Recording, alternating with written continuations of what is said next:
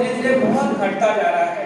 एक समय में जिसमें मिट्टी में 1% से ऊपर जैविक पदार्थ था, जैविक कार्बन था, अभी वो धीरे धीरे 0.5 से नीचे आ गया है। तो हमारे यही कोशिश रहता है कि हम कैसे इस जो घटता जा रहा है उसका स्वास्थ्य, मिट्टी के स्वास्थ्य को कैसे बेहतर बनाएं। तो ऐसे बहुत सारी चीजें होते हैं जो कि मिट्टी के स्वास्थ्य को कम खराब कर रहा है। कैसे खराब हुआ? क्योंकि हर चीज के पीछे, खराब करने के पीछे हम इंसान ही होते हैं। चाहे वो जैसे वायुमंडल की प्रदूषण होता है, कुछ भी चीज हो, हम इंसानों का उसमें बहुत रोल रहता है। तो जैसे मिट्टी का स्वास्थ्य किस किस चीजों से खराब होता है? पहले जो मिट्टी का स्वास्थ्य खराब होने का मुख्य कारण है कि हम लोग क्या करते हैं, एक ही फसल को मुख्यतः अपनाते हैं। जैसे कि धान लगाए, धान के बाद गेहूं लगाए, तो जो बार बार होता रहता है। तो उसमें क्या होता है, जो पौधे को चाहिए होता है पोषक तत्व, वो धीरे धीरे घटता जाता है। दूसरा क्या होता है, हम लोग जो फसल का अवशेष होता है, जिसका हम क्रॉप रेसिड्यू बोलते हैं, उसको हम ठीक तरह से मैनेज नहीं करते हैं। आइदर हम जला लेते हैं या फिर उसको बाहर निकाल लेते हैं।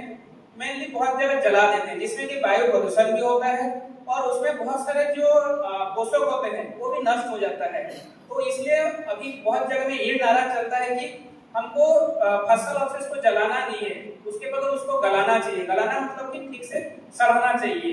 और तीसरी चीज जो होता है, हम धीरे धीरे ये देखा जा रहा है कि हम ज्यादा खेती मतलब टिलेज करते हैं, जुताई करते हैं खेत का ज्यादा। तो उसमें क्या करता है, ज्यादा जुताई करने से हमारे मिट्टी धीरे धीरे कठोर होता जाता है। और उसके बाद जो है वो है कि जो सबसे बड़ी चीज अभी पूरी देश भर में चल रहा है ना, कि गुजरात में, पूरे देश में चल रहा है कि नाइट्रोजन जो यूरिया डालते हैं, यूरिया की ज्यादातर से यूज करते हैं।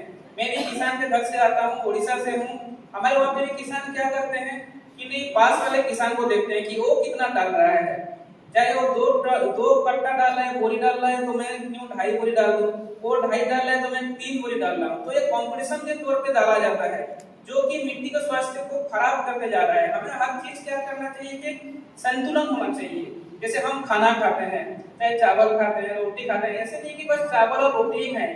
उसके साथ थोड़ा दाल होना चाहिए, थोड़ा सब्जी होना चाहिए और बाकी कुछ चीज भी होना चाहिए जो कि हमारे खाद्य को संतुलित बनाए। ठीक उसी तरह मिट्टी के स्वास्थ्य के लिए भी हमको हर चीज संतुलित हिसाब से देना चाहिए। ऐसे नहीं बस हम यूरिया डालते हैं, उसके साथ साथ फास्फोरस भी चाहिए, उसके साथ साथ पोटास भी चाहिए, सल्फर चाहिए और बहुत सारे सूक्ष्म पोषक तत्व हैं, जैसे कि जिंक हो गया, आयरन हो गया, बोरॉन हो गया। ये सब की भी हमको उपयोग करना चाहिए, जिससे कि हमारी मिट्टी में स्वास्थ्य बने रहे। और एक